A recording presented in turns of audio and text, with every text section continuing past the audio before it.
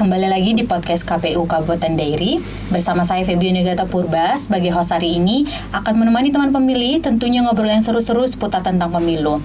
Karena topik yang kita bahas hari ini akan berkaitan dengan masyarakat sipil. Hari ini kami kedatangan tamu dari salah satu NGO di Kabupaten Dairi, yaitu Petrasa. Langsung saja kita sapa, ada staf Petrasa Pak Duet Siombing. Selamat siang Bapak. Selamat siang. Gimana kabarnya hari ini Pak? Baik sekali. Sudah siap Pak untuk berbincang dengan teman pemilih hari ini? Siap sekali. Siap. Oke, hari ini juga kita didampingi oleh Pak Ridwan Samosir, Komisioner KPU Kabupaten Dairi. Selamat siang Pak. Selamat siang Oni. Gimana kabarnya hari ini Pak? Sehat Dan Pak? selamat siang ya pemilih Dairi, teman pemilih Dairi. Baik. Oke, topik yang akan kita bahas hari ini yaitu peran masyarakat sipil dalam menyukseskan pemilu dan pemilihan di Kabupaten Dairi. Oke, sebelum kita membahas lebih jauh terkait dengan peran masyarakat sipil dalam menyukseskan pemilu dan pemilihan di Kabupaten Dairi, mungkin kita bisa berbagi dengan teman pemilih nih Pak, terkait dengan apa sih Petrasa itu sebenarnya? Boleh dijelaskan Pak? Ya, terima kasih. Jadi Petrasa itu adalah pengembangan ekonomi dan teknologi selaras alam.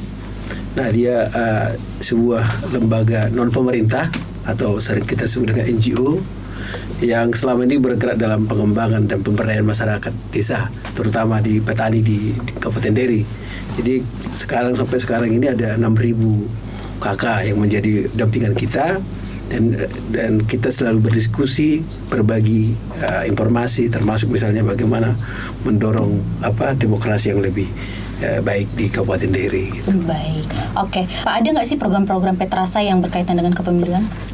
Oh ya, tentu. Jadi Petrasa itu punya salah satu program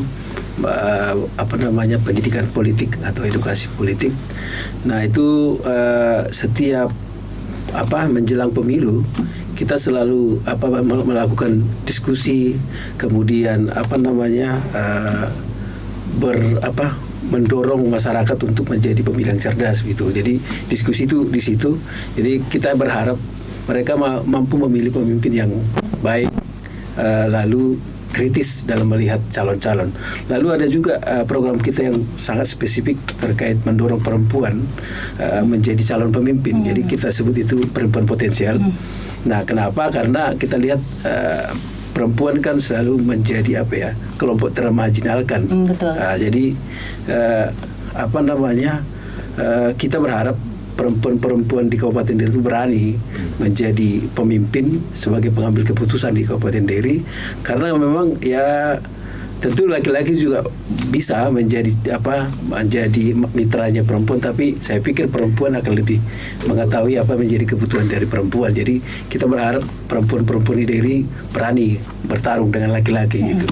Berarti bukan hanya memakai hak suara dan hak pilihnya, tetapi hak untuk memimpin juga bisa ya Pak? Iya betul, apalagi kan undang-undang kita kan sudah memberikan ruang kepada perempuan 30% gitu kan.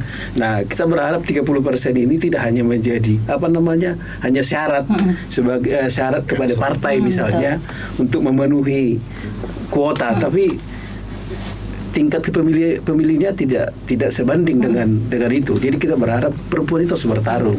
Tapi itu kita kasih mereka beberapa pelatihan-pelatihan, ada pelatihan pendidikan, politik, kemudian hukum, hak asasi manusia, kemudian public speaking kita ajari kita diskusikan bersama mereka bagaimana menjadi calon yang baik di tingkat desa misalnya, atau menjadi di tingkat kabupaten misalnya. Tapi untuk mempertegas nih Pak, ini masyarakatnya itu khusus petani kah Pak? Ya. Oh, khusus petani ya. Kita lebih pada petani. Baik. Jadi apalagi Dairi kan daerah agraris. Betul. Ya, hampir kalau nggak salah 80-70% masyarakatnya adalah petani gitu.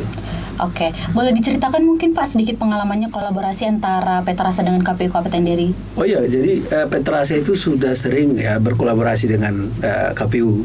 Itu sudah kalau nggak salah pemilihan beberapa tahun yang lalu juga kita sudah sering. Jadi Petrasa bisa menjadi tuan rumah yang menyelenggarakan diskusi, kemudian teman-teman komisioner atau dari KPU itu menjadi pembicara, atau sebaliknya. Jadi misalnya kita bisa juga diundang jadi narasumber, misalnya soal bagaimana mengedukasi masyarakat soal hak-hak politiknya, dan itu selalu kita lakukan baik menjelang pemilu atau pilkada di Kabupaten Dairi. Bahkan di pilkada sering kita misalnya ada diskusi publik bersama calon-calon pemimpin, misalnya calon bupati.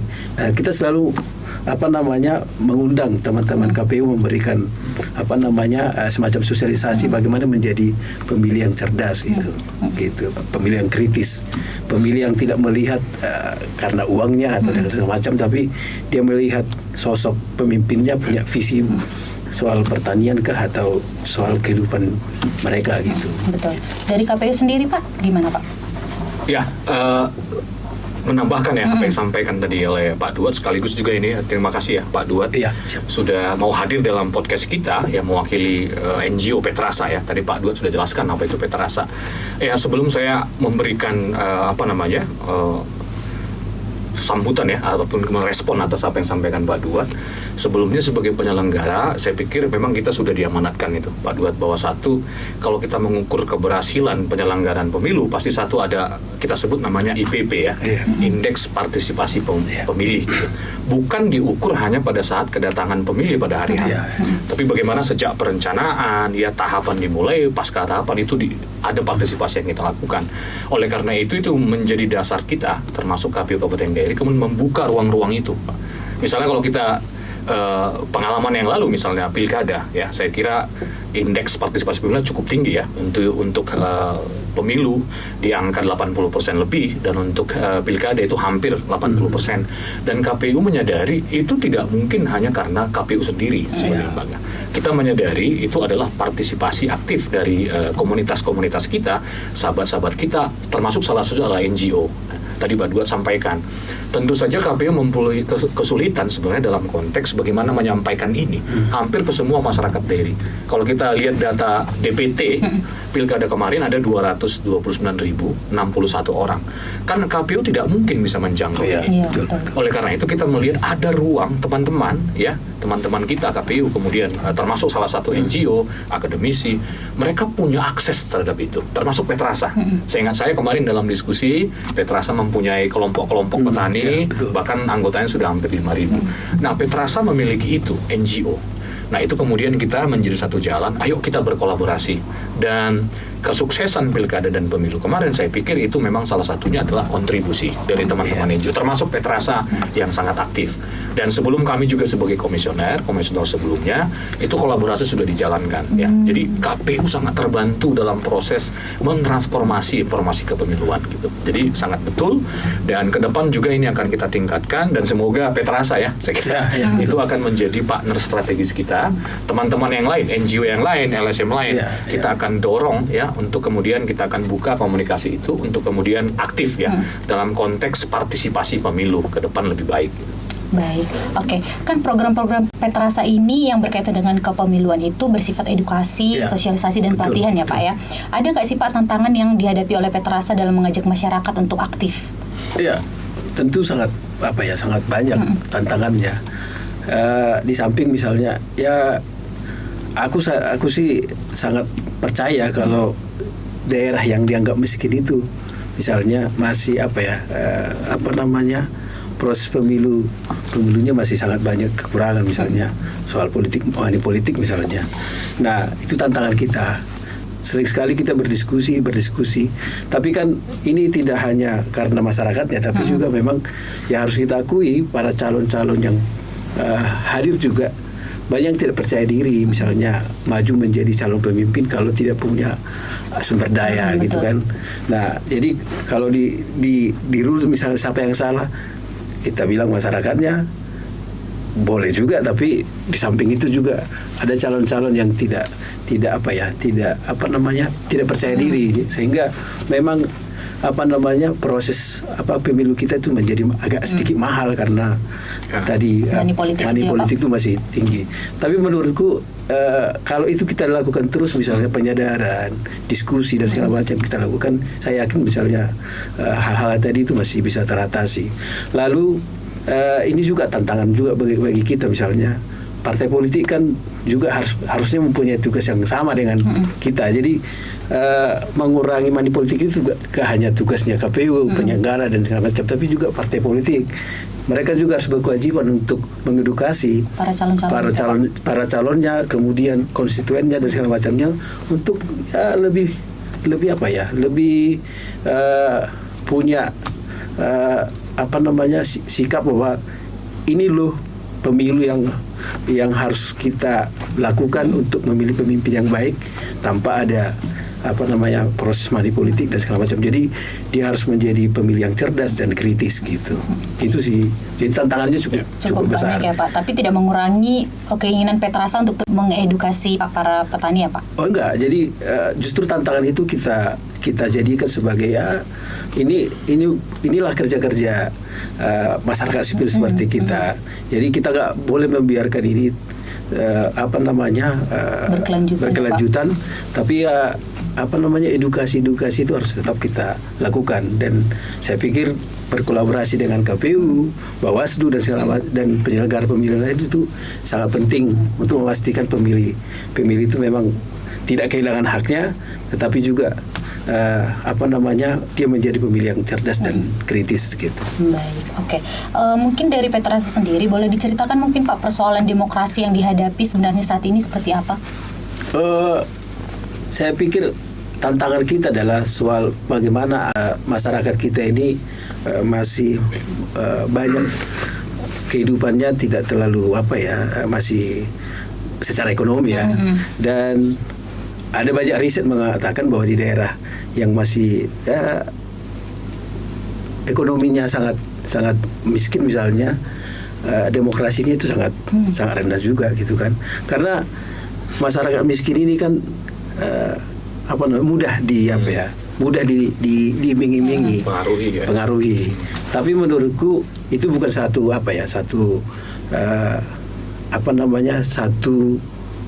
komponen yang menyebabkan demokrasi kita masih seperti ini. Tapi mungkin juga banyak regulasi yang harus dilihat kembali lalu diperkuat supaya memang pemilu kita itu semakin baik. Dan saya percaya pemerintah, penyelenggara pemilu seperti KPU itu setiap pemilu itu berusaha melakukan itu, walaupun misalnya banyak tantangan di mana-mana. Tapi saya pikir di akhir-akhir ini kesadaran masyarakat itu sudah mulai tumbuh. Dan itu semua karena kerja-kerja bersama, sosialisasi yang dilakukan baik penyelenggara dan juga pemerintah, kemudian seperti kami masyarakat sipil gitu. Baik, boleh dikasih respon mungkin dari pihak KPU Pak? Ya sebenarnya tadi Pak Duat sebenarnya singgung langsung ya sebenarnya juga penyelenggara bagaimana punya tanggung jawab terhadap permasalahan demokrasi kita. Saya kira ini yang sebenarnya KPU harus membuka diri terhadap kritik langsung seperti ini. Ini kan sebagai edukasi ya. Nah, mungkin saya akan jelaskan sedikit ya Pak Duat ya. Sebenarnya ini masukan ke kita. Ini menjadi catatan kita bagaimana kualitas demokrasi kita sebenarnya masih tercoreng dalam politik uang. Kemudian tadi Pak Duat sangat tegas menjelaskan bagaimana keterwakilan perempuan juga kesamaan ya antara hak laki-laki dan perempuan. Justru sebenarnya KPU menyadari itu ya. Kita punya keterbatasan sebenarnya dalam kemudian menyelesaikan persoalan itu, politik uang, kemudian keterwakilan perempuan, karena sebenarnya semua itu sudah diamanatkan dalam undang-undang ya. Undang-undang 7 2017, Undang-undang 10 2016 tentang pilkada. Oleh karena itu sebenarnya ini yang kita sangat rindukan sebenarnya dalam konteks mengatasi persoalan tadi. Saya kira apa yang disampaikan Pak Duat tadi, saya kira itu mewakili juga sebenarnya ya kekecewaan publik ya, persoalan-persoalan yang kita lihat sekarang, bagaimana politik uang mendominasi warna demokrasi kita hari ini. Betul. Sebagai penyelenggara, saya pikir KPU sendiri dan juga saya pikir Bawaslu ya tidak bisa melepaskan tanggung jawab itu sebenarnya. Tetapi sampaikan tadi oleh Pak Duat, setuju untuk menyelesaikan persoalan itu. Saya kira banyak pihak yang harus duduk bersama. Penyelenggara sendiri, kita harus berbenah diri bagaimana bagaimana fungsi-fungsi sosialisasi, membangun kolaborasi.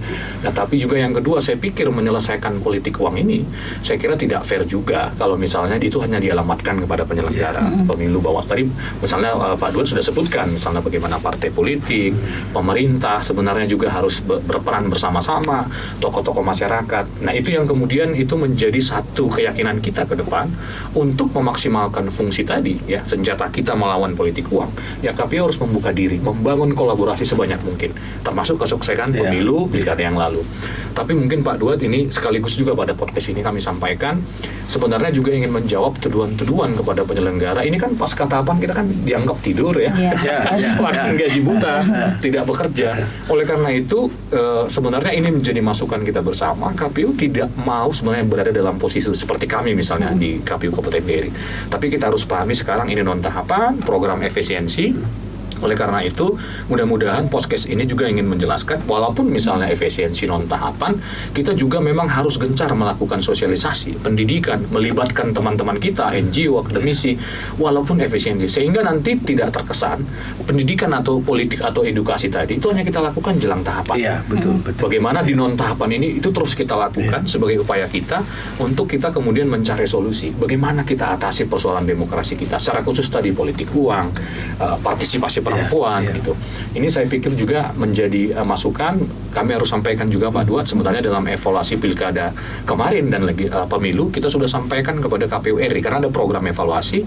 Bagaimana masukan-masukan itu, kalau Pak Duet masih ingat kemarin Petrasa diundang juga, ya, dalam konteks evaluasi kita undang sebenarnya eksternal kita, teman-teman kita, bukan hanya dari Petrasa, ada juga dari Sadahamo, ya, mewakili peserta pemilu. Saya kira 9 partai hadir, kemudian juga mewakili pemerintah, ada Kesbangpol kemarin, kita undang juga dari praktisi-praktisi kepemiluan.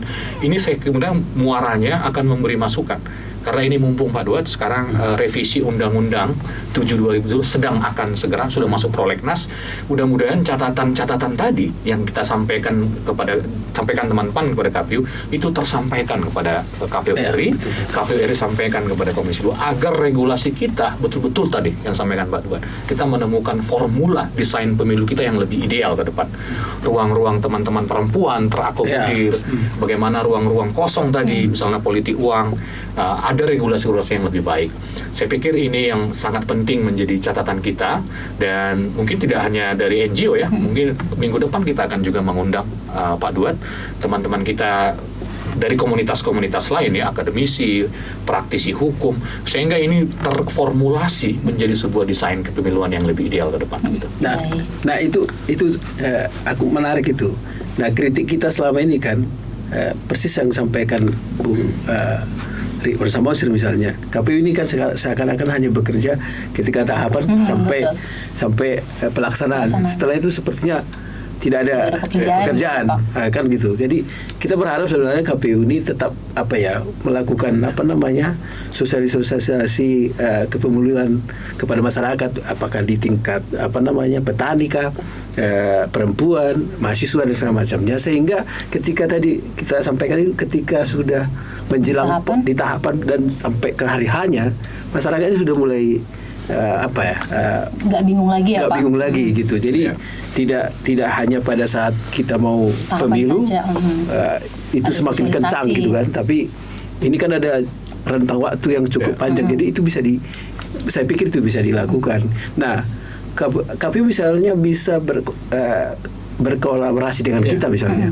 Kita punya misalnya program bagaimana mengumpulkan masyarakat lalu berdiskusi. Nah, KPU bisa hadir di situ menyampaikan tahapan-tahapan kepemiluan di tahun berikutnya begitu. Jadi sehingga proses pendidikan politik itu tidak hanya tidak berhenti gitu, tapi tetap terus berjalan, sehingga kesadaran masyarakat itu soal demokrasi, pemilu dan segala macam itu semakin tumbuh. Gitu. Boleh diatur ya, Pak? sosialisasi dengan Petrasa berarti Pak. Suatu harapan nih dari Petrasa Pak. Saya pikir podcast ini kesempatan luar biasa ya. Ini kan masukan dari teman-teman kita NGO. Walaupun tadi memang Pak Duat sendiri secara terbuka ya mengkritik penyelenggara. Kita sebagai penyelenggara khususnya kepemiluan memang harus terbuka. Saya kira muaranya nanti adalah perbaikan sistem. Kita terima semua apa yang perlu diperbaikin gitu kan. Dan saya pikir itu Pak Duat, harapan kita juga seperti itu. Mudah-mudahan ada sebuah pemahaman bersama khususnya memang pemerintah sendiri. Dan memang kita harus pahami Pak Duat sekarang lagi program efisiensi. Kita berempati dengan program ini, jadi memprioritaskan pengeluaran negara untuk rakyat. Tetapi memang tidak juga menghilangkan makna yang sampaikan dari Pak Duat. Harapan kita mudah-mudahan ini diberikan ruang kesempatan dan KPU akan membuka diri Pak Duat. Saya kira Petrasa akan terus menjadi mitra kita.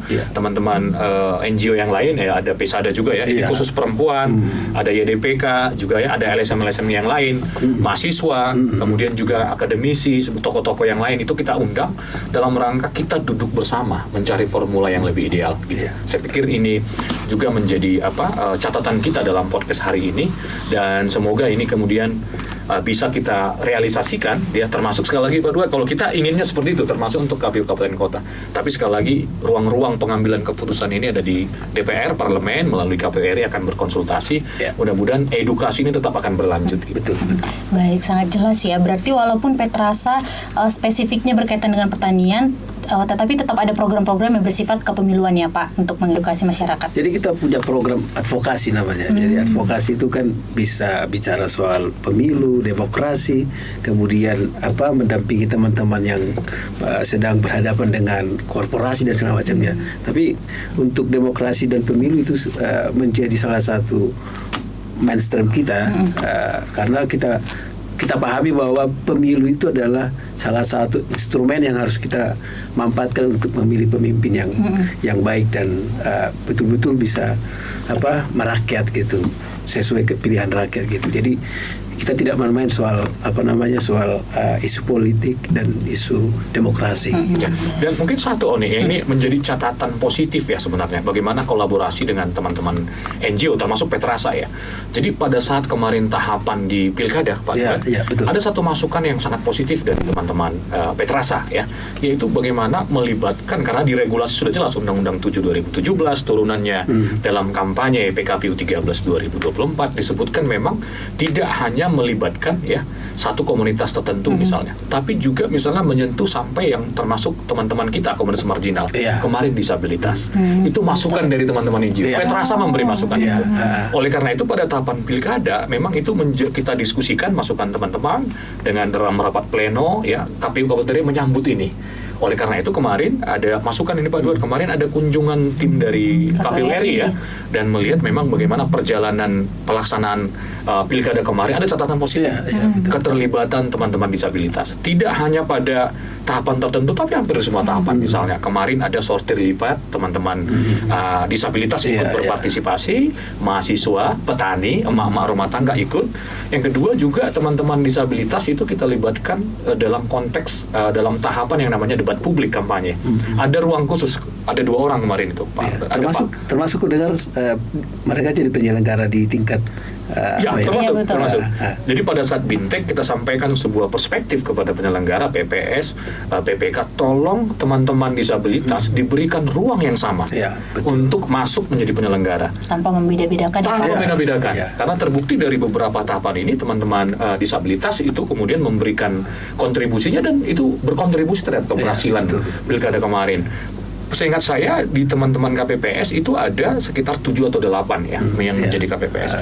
Dan kita sudah berkomunikasi dengan PPDI ya, Perkumpulan Penyandang Disabilitas Indonesia, dan ruang KPU menentukan polisi itu, kebijakan itu usulan dari teman-teman NGO. Saya kira ini sangat berkontribusi dalam tadi peningkatan kualitas indeks partisipasi pemilu ke depan. Baik. Semoga kolaborasi antara NGO terutama Petrasa semakin berjalan dengan baik ya dengan KPU dan penyelenggara lainnya ya Pak ya. Iya betul. Oke. Ya harapan kita. Iya betul. Walaupun tadi misalnya teman-teman NGO seperti Petrasa kadang mengkritik dengan terbuka dan itu masukan yang baik saya pikir. Ya, betul. Jadi kadang keras kan. Kalau untuk yang baik nggak apa-apa. Karena Rocky Gerung bilang kritik itu harus keras. Oh iya. Kalau lemah lembut itu namanya berdoa gitu. Betul. Baik, oke. Mungkin itu aja untuk episode kali ini. Sebelum kita akhiri, mungkin ada sepatah 2 kata yang mau disampaikan kepada teman pemilih. Ya, saya pikir tugas kita bersama ya, baik penyelenggara pemilu, pemerintah, NGO, dan juga ya pemuka agama dan segala macam itu punya kewajiban bersama bagaimana mendorong demokrasi ini lebih baik dengan dengan memberikan edukasi yang positif kepada masyarakat kita supaya demokrasi itu lebih baik ya, termasuk menjadi pemilih yang cerdas, pemilih yang kritis, sehingga ke depan kita bisa mendapatkan pemimpin yang betul-betul mampu membawa kita kepada perubahan sesuai dengan cita-cita masyarakat Dairi itu. Itu Oke, dari Pak Ridwan mungkin Pak. Yang terakhir ya, Iya. artinya Pak Duat, Pak Petrasa ya, khususnya teman-teman NGO yang lain juga ya. Saya kira KPU terus akan membuka diri, ya, terus akan mencoba meningkatkan ya bagaimana kolaborasi ke depan, karena kami sangat menyadari sebagai penyelenggara tanpa dukungan teman-teman ini saya kira penyelenggaraan kita tidak akan berhasil. Betul. Oleh karena itu dalam peningkatan indeks partisipasi pemilu, KPU akan terus membuka diri, bahkan pada level misalnya ya menerima kritikan secara terbuka. Saya kira ini sebagai lembaga kita akan mengakomodir semua masukan-masukan ini dan kita sampaikan kepada level kita provinsi, KPU RI, sampai nanti kemudian ini akan bermuara pada peningkatan kualitas demokrasi kita nanti 2029. Ini harapan kita dan KPU akan terus membuka podcast ini, Pak Duan. Kalau memang membutuhkan ada informasi-informasi dan bisa kita akan dorong. lagi. Bahkan mungkin satu event menarik juga bisa kita undang petani langsung ya. Teman-teman boleh. disabilitas, akademisi, mahasiswa ke depan.